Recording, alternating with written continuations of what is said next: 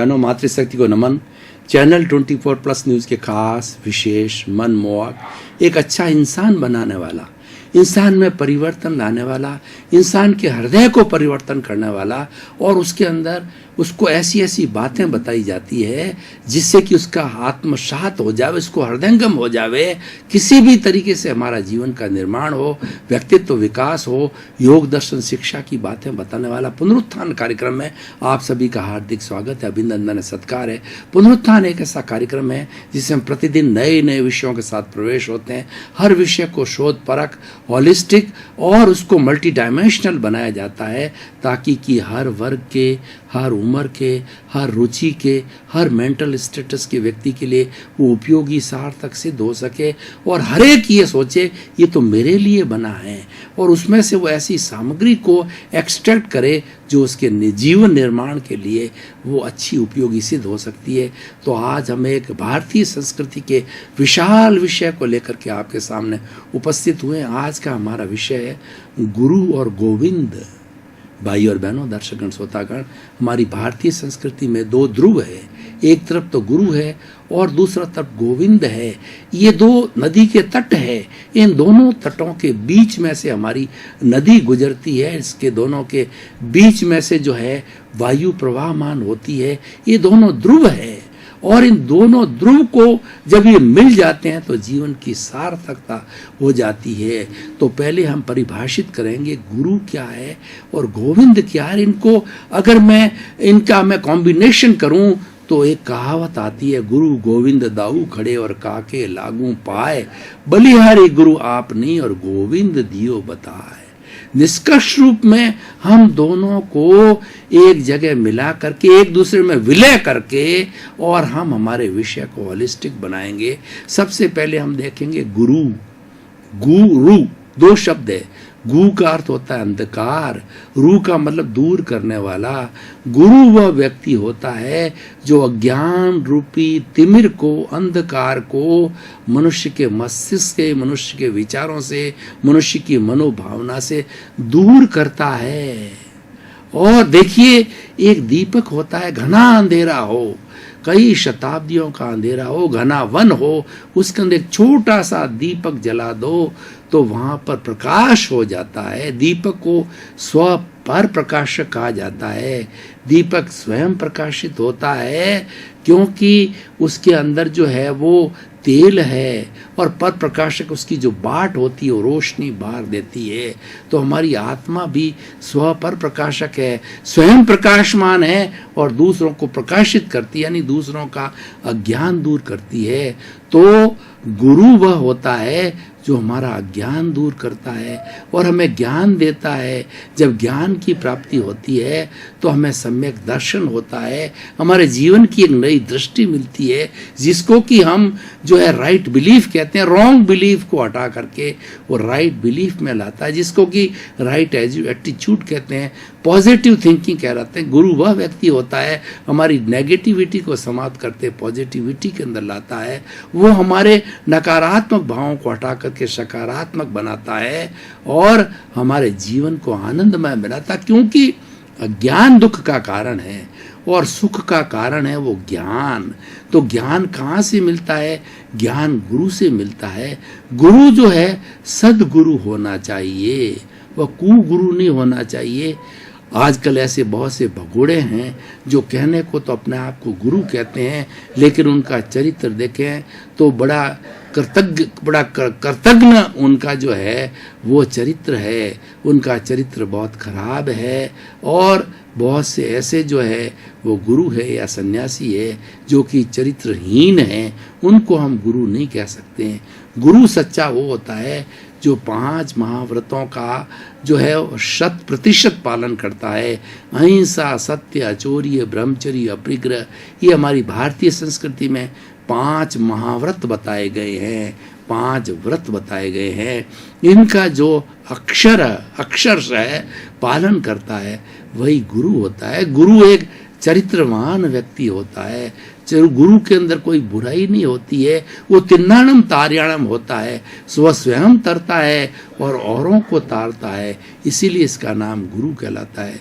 गुरु की श्रेणी, गुरु का पद बहुत ऊंचा होता है। हम रामायण को देखें तो रामायण में वशिष्ठ है, वो भगवान दशरथ के और भगवान राम के जो है गुरु हुआ करते थे।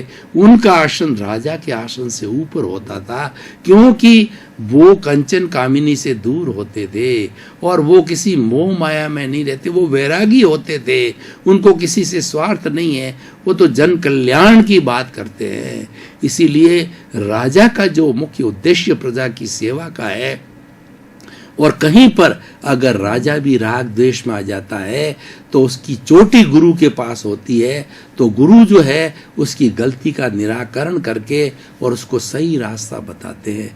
तो हमारी भारतीय संस्कृति में गुरु का दर्जा बहुत ऊंचा है। हमारे जो शिक्षक होते हैं उनको भी गुरु कहा जाता है, और ऐसा कहा जाता है कि माँ है बच्चे की प्रथम पाठशाला होती है, वह भी एक बच्चे की गुरु होती है, क्योंकि वो बच्चे को ज्ञान देती है, वो बच्चे को बोलना सिखाती है, तभी मदर टंग कहा जाता है। बच्चा सबसे पहले तुतलासी भाषा के अंदर बोलता है तो माँ की भाषा में माँ के शब्दों से बोलता है, माँ जैसे रटाती वैसे बोलता है, उसको मदर टंग कहा जाता है। हर एक की अपनी अपनी मदर टंग होती है और वो बहुत प्रिय होती है, क्योंकि वो माँ के द्वारा सिखाई जाती है। माँ एक गुरु होता है। और टीचर जब स्कूल में पढ़ते हैं, कॉलेज में पढ़ते हैं, यूनिवर्सिटी में पढ़ते हैं, तो हमारा मार्गदर्शन करने वाला, हमको उस विषय के बारे में जानकारी देने वाला, उस विषय के बारे में पढ़ाने वाला भी गुरु होता है। इसलिए गुरु की बहुत बड़ी महिमा होती है। और वास्तव के अंदर भाई और बहनों, दर्शकगण, श्रोतागण, अगर आप निश्चय की बात करें तो हमारी आत्मा सबसे बड़ी गुरु है,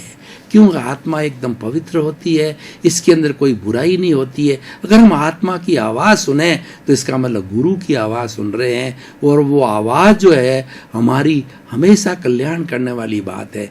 मैं एक आपको सटीक उदाहरण के द्वारा बताना चाह रहा हूँ। मान लीजिए हम रास्ते में से जा रहे हैं और रास्ते के अंदर सोने का कोई हार पड़ा है, तो मन बोलता है कि ये मूल्यवान वस्तु है, इसको उठा ले, और थोड़ी देर के अंदर आत्मा बोलती है कि ये तो मिट्टी है, ये तो पराया धन है, इसको लेना चोरी है, ये कर्म बंधन का कारण है, ये तुम्हारी वस्तु नहीं है, तुम कैसे उठा सकते हो। अब हम आत्मा की आवाज़ को सुनते हैं और हम निकल जाते हैं कि ये पराया धन है, मैं क्यों लूँ, मैं चोरी क्यों करूँ और अपनी आत्मा को बंधन में क्यों डालूँ। तो वहाँ आत्मा की विजय हो जाती है, आत्मा गुरु बन जाती है। हमेशा आत्मा जो है गुरु का ही कार्य करती है। आत्मा की प्रतिनिधि, रिप्रेजेंटेटिव प्रज्ञा होती है।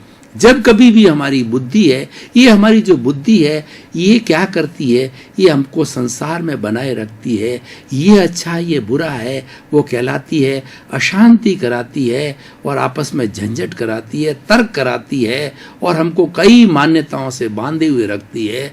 उसकी जो उसके ऊपर जो है शासन करने वाली वो प्रज्ञा होती है। प्रज्ञा हमारी आत्मा की रिप्रेजेंटेटिव होती है। प्रज्ञा जो है बुद्धि को सेट करती है, तुम्हें ऐसा नहीं करना चाहिए। और जब हमारी बुद्धि सेट हो जाती तो सुबुद्धि हो जाती, कुबुद्धि से सुबुद्धि हो जाती है, उसको प्रज्ञा सेट करती है। और ये कहाँ से आता है, ये आत्मा रूपी गुरु से आता है। इसीलिए गुरु का बहुत बड़ा दर्जा है। अब हम दूसरा ध्रुव देखें, वो कि गोविंद को ईश्वर कहा जाता है। हमारी भारतीय संस्कृति ईश्वर प्रधान संस्कृति है। हम आर्यों की संतान हैं। हमने फाउंडेशन से, प्रारंभ से ही अध्यात्म को टच किया है। जब से भारतवर्ष के अंदर आर्य जो है आए और उन्होंने अपनी संस्कृति का उद्भव किया, तो वो उद्भव जो है आध्यात्म पर आधारित था कि हम जो जी रहे हैं वो लौकिक जगत है, वो शरीर का अकाउंट है, लेकिन इसके परे भी जो है हमारी आत्मा है, इसके परे हमारा चित्त है और इसके परे हमारी प्रज्ञा है। हम प्रारंभ से उसमें जीना प्रारंभ किए। इसीलिए भारतीय संस्कृति का, भारतीय लोगों का जो जीवन है वह जो है बाह्य और आंतरिक, बाह्य जगत और भीतरी जगत है, उस दोनों का कॉम्बिनेशन है। और दोनों का मिलाकर चलते हैं कि हमारा आध्यात्म पक्ष भी हो जावे और हमारा भौतिक पक्ष जो शरीर है, व्यवहार है, वो भी चलता रहे। हमने आध्यात्म पक्ष को इग्नोर नहीं किया। पाश्चात्य सभ्यता प्रारंभ से ही जो है भौतिक जगत से जुड़ी हुई है, वो विज्ञान से जुड़ी हुई है। विज्ञान जो आविष्कार करता है, भौतिक पदार्थों पर आविष्कार करता है। इस आविष्कार के कारण आज 110 जो एलिमेंट्स का आविष्कार हुआ, और उसके साथ साथ के अंदर कितनी बड़ी हमारी सुख सुविधाएं, वो सब भौतिक सुविधाएं हैं। टेलीफोन है हमारा, जो है वो रेलवे है, गोला है, सर्किल है, और जितनी हमारी मैथमेटिक्स है, इन सब का आविष्कार है भौतिक जगत ने किया, भौतिक वैज्ञानिकों ने किया, क्योंकि वह पुद्गल पर कार्य करते हैं, वो एटम पर कार्य करते हैं, वो परमाणु पर कार्य करते हैं।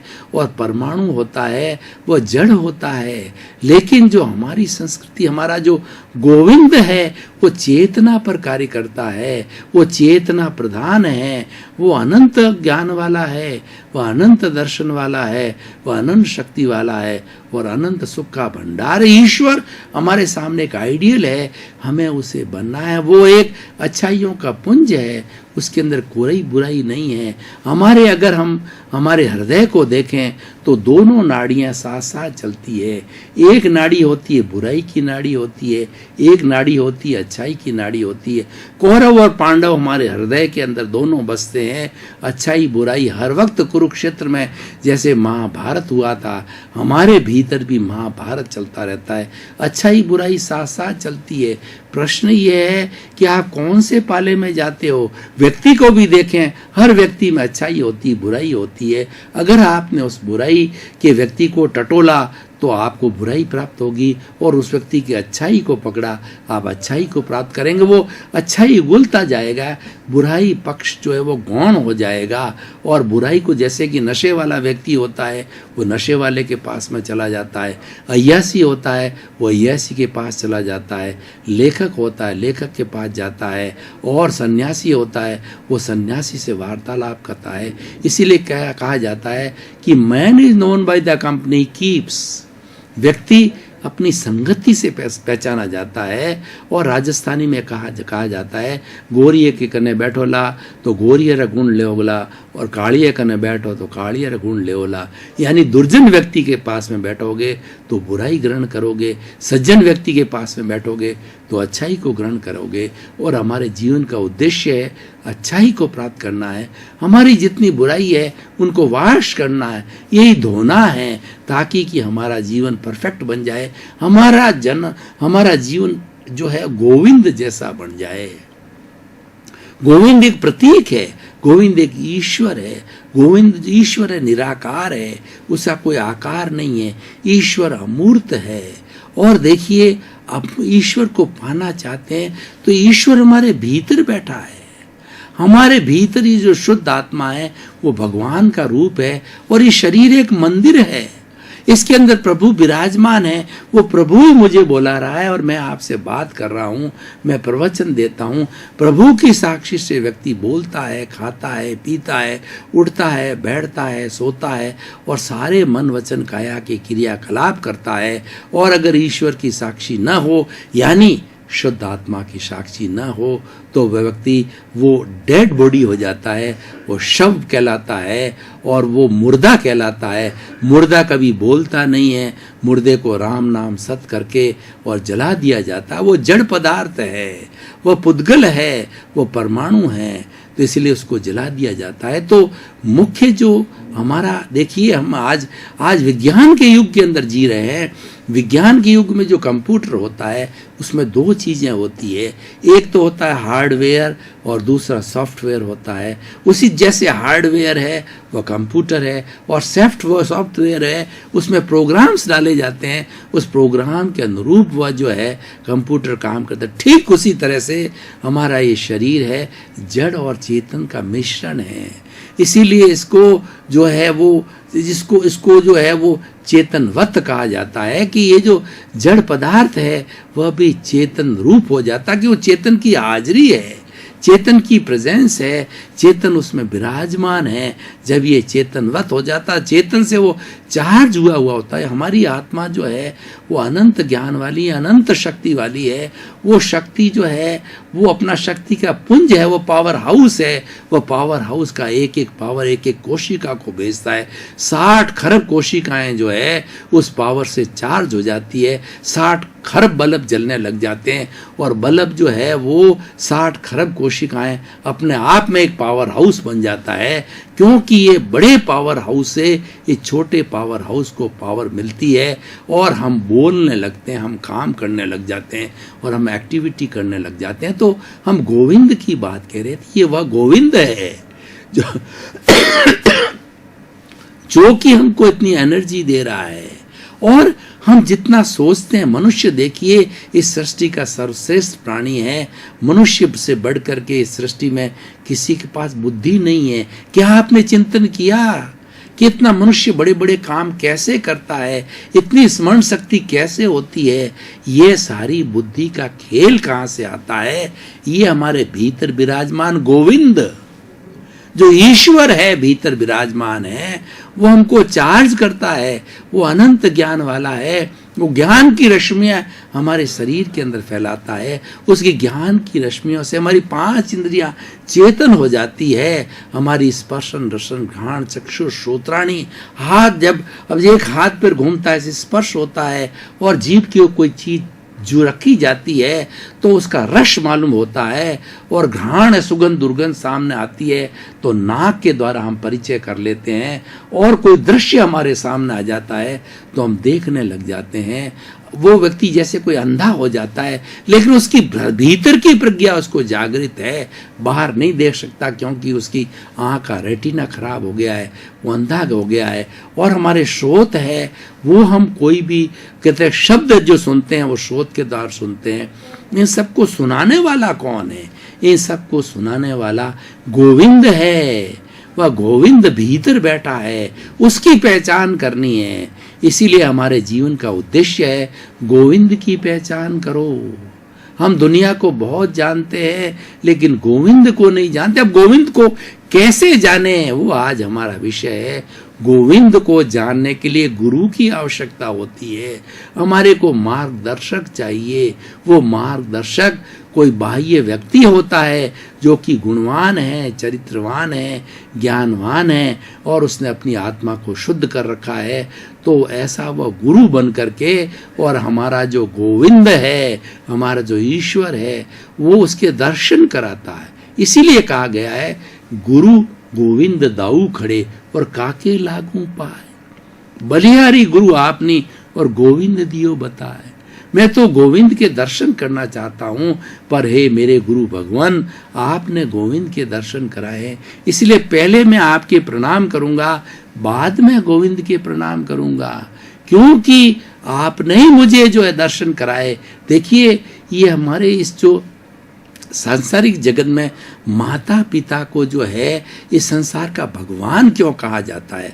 क्या कभी आपने चिंतन किया? भगवान इसीलिए कहा जाता है कि हमको दुनिया में कौन लाया, हमको किसने जन्म दिया। अगर माँ बाप न होते तो क्या हम इस दुनिया में आ सकते थे? नहीं आ सकते थे। तो माता पिता एक गुरु के रूप में है, उन्होंने ही जो है जन्म दे करके ये संसार में दिखाया। तो हमारा गुरु होता है, वो उस अज्ञान को दूर करता है, मिथ्यात्व को दूर करता है, रॉन्ग बिलीफ को दूर करता है। रॉन्ग बिलीफ क्या है? कि हम अपने आप को कर्ता मान लेते हैं। ये काम मैंने किया, ये मकान मैंने बनाया, ये धन दौलत मेरी है, मैं और मेरा, मैं पति हूँ, मैं बाप हूँ, मैं मालिक हूँ, मैं अफसर हूँ, मैं मिनिस्टर हूँ, मैं एमएलए हूँ, मैं एमपी हूँ, मैं शिक्षक हूँ, मैं लेखक हूँ। ये जो मैंपना है, ये जो है भ्रांति है। वास्तव के अंदर इस भ्रांति को तोड़ना ही सम्यक दर्शन कहलाता है। इस भ्रांति से हटाना ही राइट बिलीफ कहलाता है। रॉन्ग बिलीफ गई और हम राइट बिलीफ के रास्ते पर आए, वह गुरु ही करा सकता है। गुरु हमारे अज्ञान को तोड़ सकता है। गुरु के बिना अज्ञान कोई तोड़ नहीं सकता है। और वह समय आता है, हमारी आत्मा का उत्कर्ष होता है, तब जाकर के हमें अच्छा गुरु मिलता है। गुरु भी संजोग से मिलता है, हर क्षण गुरु नहीं मिलता है। अगर हर क्षण गुरु होता तो हम जन्म से ही महान बन जाते। हम जन्म से महान नहीं बनते हैं, हमारा समय आता है, हमें अच्छा संजोग मिलता है, अच्छे गुरु मिलते हैं, अच्छा ज्ञान कराते हैं, अच्छा रास्ता बताते हैं और आगे हम बढ़ते जाते हैं। इसीलिए हमारे इस जो है भारतीय संस्कृति के अंदर जो है 4 जो है आश्रम बताए गए हैं। 4 आश्रम में पहला है हमारा ब्रह्मचर्य आश्रम, 25 साल की उम्र का होता है। दूसरा गृहस्थ आश्रम होता है, 50 साल की उम्र का होता है। तीसरा वानप्रस्थ आश्रम होता है, 75 साल की उम्र का होता है। और चौथा संन्यास आश्रम 100 वर्ष शतायु। पहले लोग शतायु हुआ करते थे। तो मेरे कहने का अर्थ ये होता है, इन सब कहने का कोई न कोई समय होता है। समय आने पर वो हमारी ये कुदरत का कानून है कि हमारे कर्मों के योग से, कर्मों के उदय से जो है ये सृष्टि संजोग मिलाती है और हमें अच्छा गुरु मिलता है। गुरु ज्ञान देता है जब हमें गोविंद की प्राप्ति होती है। तो भाइयों और बहनों, दर्शकगण, श्रोतागण, आज का जो विषय है बहुत ही सुंदर विषय है। हमारी भारतीय संस्कृति आध्यात्म प्रधान संस्कृति है, आचार प्रधान संस्कृति है, गुण प्रधान संस्कृति। हम गुणों की पूजा करते हैं, हम व्यक्ति की पूजा नहीं करते। हम गोविंद की पूजा करते हैं, हम गुरु की पूजा करते हैं।